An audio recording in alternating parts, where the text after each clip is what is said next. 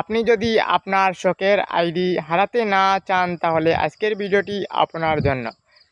আজকে আমি আপনাদেরকে দেখিয়ে দিব আপনাদের আইডি কিভাবে আইডেন্টি ভেরিফাই করে রাখবেন, যাতে আপনার আইডি যদি কেউ হ্যাক করে নিয়ে যায় অথবা আপনার আইডি ডিসেবল হয়ে যায় অথবা কোনো কারণে কোনো সমস্যা হয়ে যায়, সেক্ষেত্রে কিভাবে আপনার আইডি আপনারা আইডি কার্ডের মাধ্যমে ফিরিয়ে আনবেন, সেই প্রসেসটা আমি আপনাদেরকে আজকে মোবাইল স্ক্রিনে দেখিয়ে দেব। তাহলে বেশি কথা না বাড়িয়ে চলুন মোবাইল স্ক্রিনে যাওয়া যাক।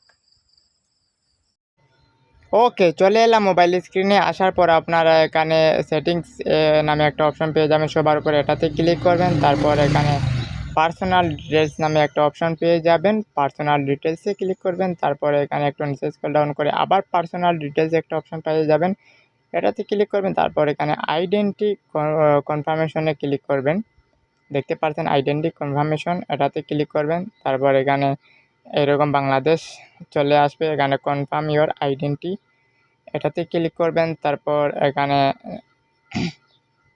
কনফার্ম আইডেন্টিতে ক্লিক করবেন। তারপর এখানে পার্সোনাল আইডি দেখতে পারবেন, এটাতে ক্লিক করবেন। সবার উপরে দেখতে পাবেন একটা icon, running ads about social issue decision or, এইটাতে ক্লিক করবেন। তারপর এখানে সিলেক্টে ক্লিক করবেন। এই সিলেক্টে ক্লিক করার পর আপনারা এখানে আপনাদের কান্ট্রি আপনারা চুজ করে নেবেন, যে দেশে বাস করেন সেটা। আমি বাংলাদেশে বাস করি, বাংলাদেশ দিয়ে দিচ্ছি। বাংলাদেশ দেওয়ার পর আপনাদের মাঝে এরকম ইন্টারফেস আসবে। তো সবার উপরে দেখতে পারবেন আপলোড ইওর আইডি, আপনারা আপনাদের আইডি চুজ করে নেবেন। আপনারা এখানে passport, driving licence, national ID card সব কিছু দিয়ে করতে পারবেন। তো আমি ন্যাশনাল আইডি কার্ড যেহেতু আছে, আমি ন্যাশনাল আইডি কার্ড দিয়ে আমি আমার আইডেন্টি ভেরিফাই করব, আমার আইডিটি। সো আমি ন্যাশনাল আইডি কার্ড চুজ করে নিব। এরকম আপনারা ভোটার আইডি কার্ড দিয়েও নিতে পারেন, পাসপোর্ট দিয়েও নিতে পারেন, ড্রাইভিং লাইসেন্স দিয়েও নিতে পারেন।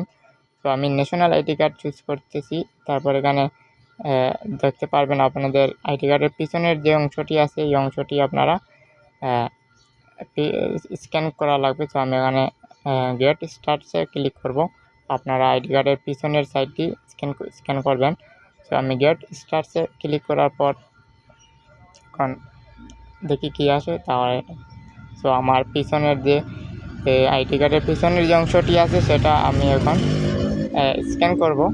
তো স্ক্যান করার পর ভালোভাবে পরিষ্কারভাবে স্ক্যান করবেন, অটোমেটিকলি স্ক্যান হয়ে যাবে। তারপর এখানে দেখতে পারবেন যদি কোনো রকম সমস্যা হয় একটু জুম করে নেবেন। তারপর এখানে জুম করার পর পরিষ্কার যদি না হয় তাহলে রিটেক ফটোতে ক্লিক করে আবার তুলতে পারবেন। তো আমি সাবমিটে ক্লিক করতেছি।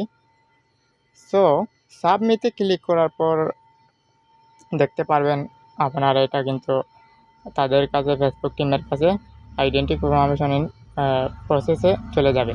তো তারা আপনার আইডিটি দেখবে, দেখার পর যদি দেখেতে আপনার আইডিতে কোনো সমস্যা নেই, তাহলে কিন্তু আপনার আইডিটি, ফেসবুক আইডিটি তারা আইডেন্টিফিকেশন করে দিবে। তো আপনাদের আইডি যদি কোনো ডিসেবল হয়ে যায়, হ্যাক হয়ে যায়, সেক্ষেত্রে তাদের কাছ থেকে আপনারা কথা বলে আপনারা এই সমস্যাটি সমাধান করতে পারবেন। সো ভিডিওটা যদি ভালো লাগে থাকে তাহলে অবশ্যই শেয়ার করে সবাইকে দেখার সুযোগ করে দিবেন। আর অবশ্যই আমার পেজটা ফলো দিয়ে পাশে থাকবেন। যদি ইউটিউব চ্যানেল থেকে দেখে থাকেন তাহলে অবশ্যই সাবস্ক্রাইব করে পাশে থাকা বেল আইকনে বাজিয়ে দিবেন। সবাই ভালো থাকবেন, সুস্থ থাকবেন, আল্লাহ হাফেজ।